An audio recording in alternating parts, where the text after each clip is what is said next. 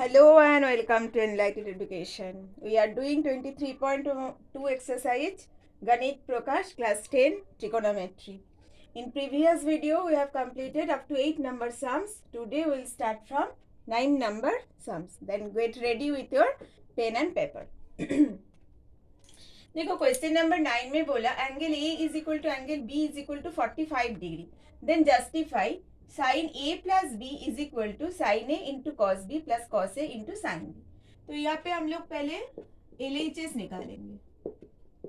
Sign A plus B, A means 45 degree, B is also 45 degree, then sine 90 degree. What is the value of sine 90? 1. Now RHS. RHS is sin A into cos B plus cos A into sin B. Sin A means 45 degree, cos B means 45 degree plus cos 45 degree into sin 45 degree. Sin 45 degree means 1 by root 2 into cos 45 degree is also 1 by root 2. 1 by root 2 into 1 by root 2. 1 by root 2 into root 2, 2. Also 1 by 2, half plus half, 1. Means LHS is equal to RHS. Proved. 9 part 2. 9 part 2.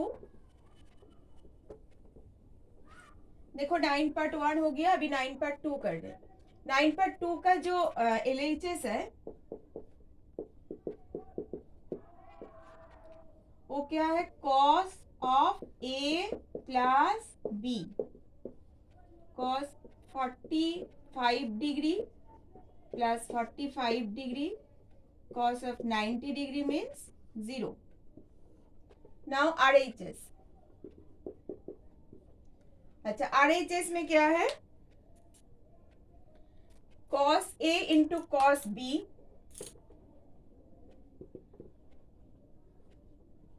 Minus sine A into sine B।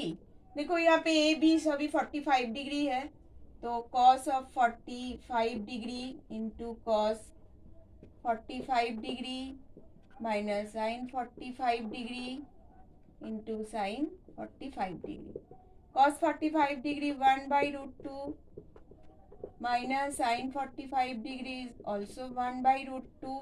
1 by root 2 into 1 by root 2, half minus half 0. तो LHS is equal to RHS proved हो गया। Now question number 10.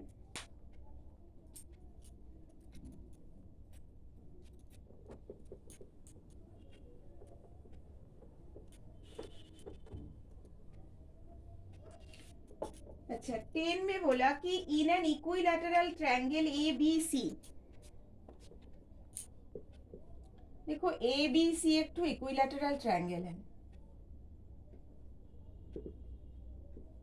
Equilateral triangle का 3 side equal होता है, तो ABC is an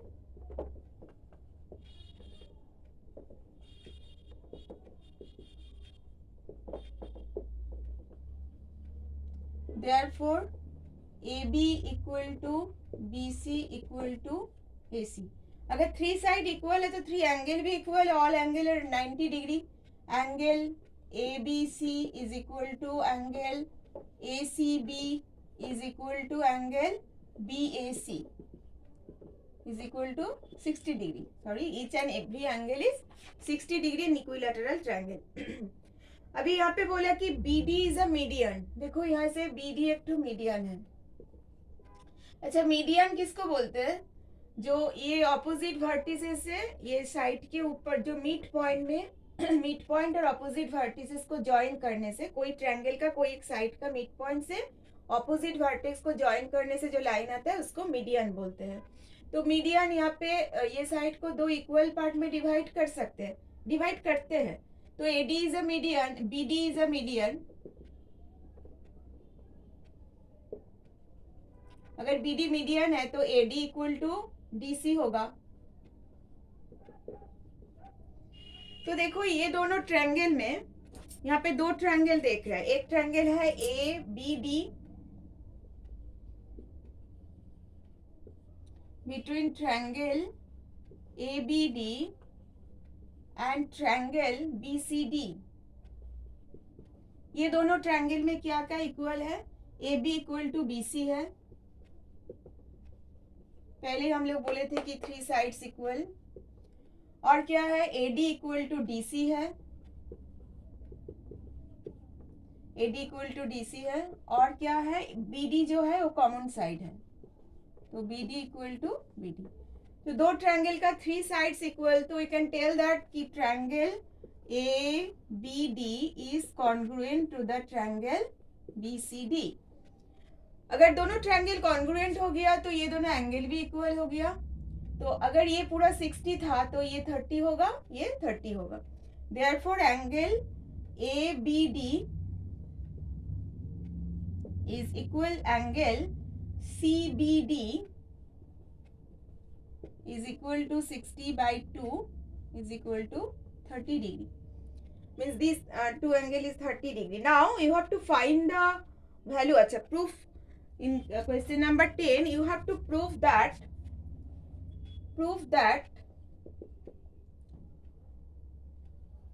sec of angle ACD divided by sin of angle CAD is equal to, अच्छा यहाँ पे RHS को लिख रहे हैं, cosec square CAD।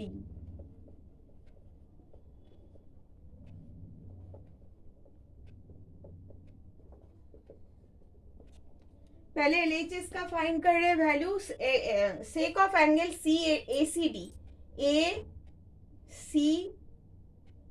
Sec of angle ACD,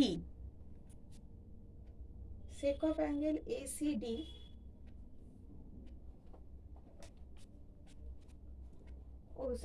question number this was 10 part 2, 10 part 1 कर रहे हैं ना हम लोग। अच्छा यहाँ पे बोला 10, अच्छा LHS जो है वो है tan of angle ABD। tan of angle ABD क्या है, ABD means 30 degree, tan 30 means 1 by root 3। और इसका RHS था cot of BAD, cot of angle BAD, cot of angle BAD means BAD 60 degree। अच्छा तो cot 60 is equal to 1 by root 3, तो LHS equal to RHS proof हो गया। अभी हम लोग करेंगे 10 part 2। अच्छा ये 10 part 1 था, अभी 10 part 2।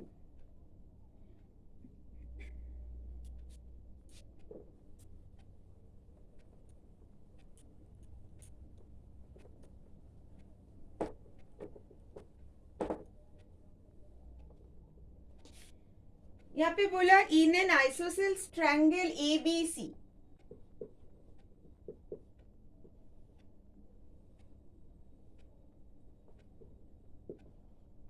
ABC is an isosceles triangle जिसका AB और AC दोनों इक्वल है। और बोला एंगल BAC, BAC जो बोला वो है 90 डिग्री।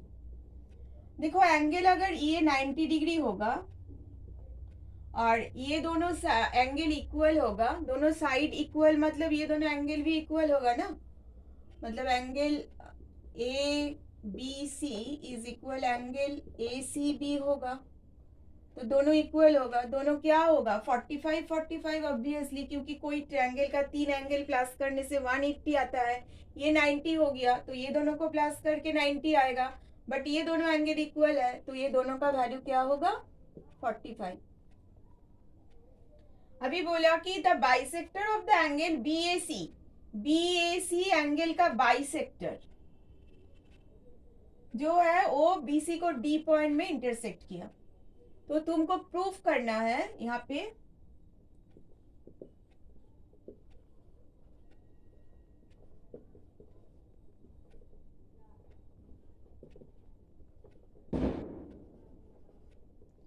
इसका वैल्यू तुमको प्रूफ करना है कि कोसेक स्क्वायर एंगल CAD आएगा। अच्छा, पहले हमको लोग LHS निकालेंगे। तो LHS ये है RHS। Sec of angle ACD, this angle is 45.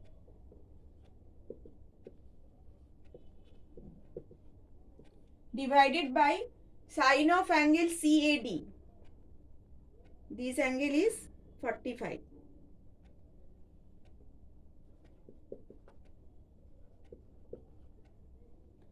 अच्छा, sec 45 degree means sec 45 degree means √2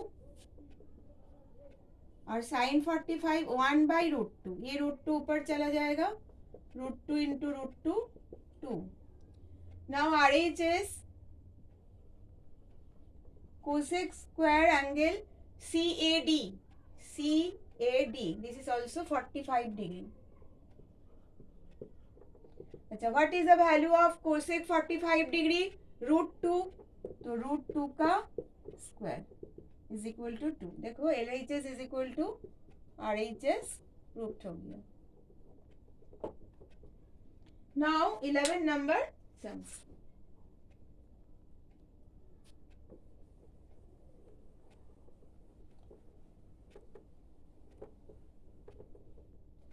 Question number 11. Let us determine the value of theta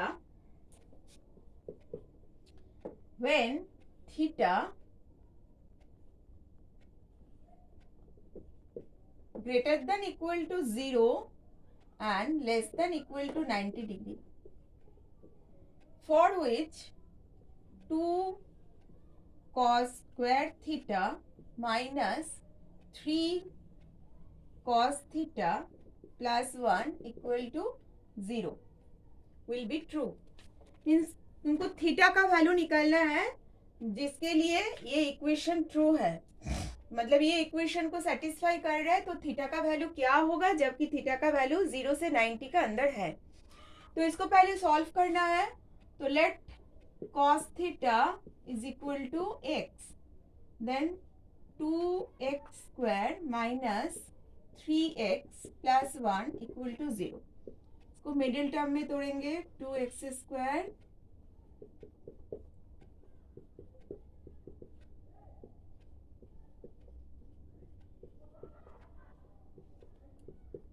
middle term तो आता है सबको, तो 2x यहाँ से कॉमन जाएगा।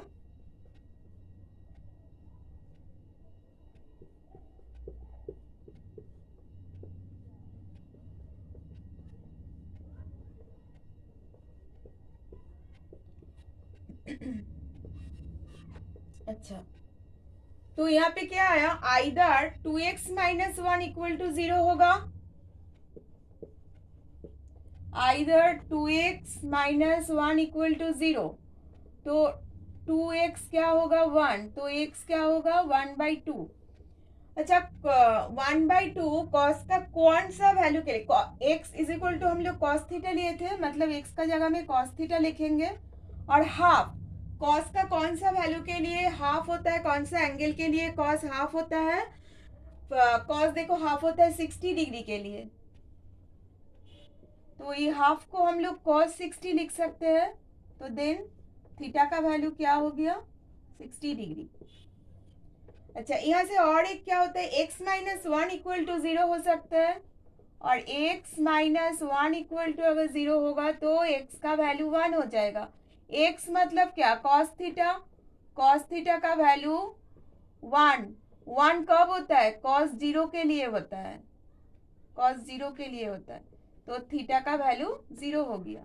तो मतलब ये रेंज का अंदर थीटा का वैल्यू क्या हो सकता है, 0 and 60 degree. This is the answer.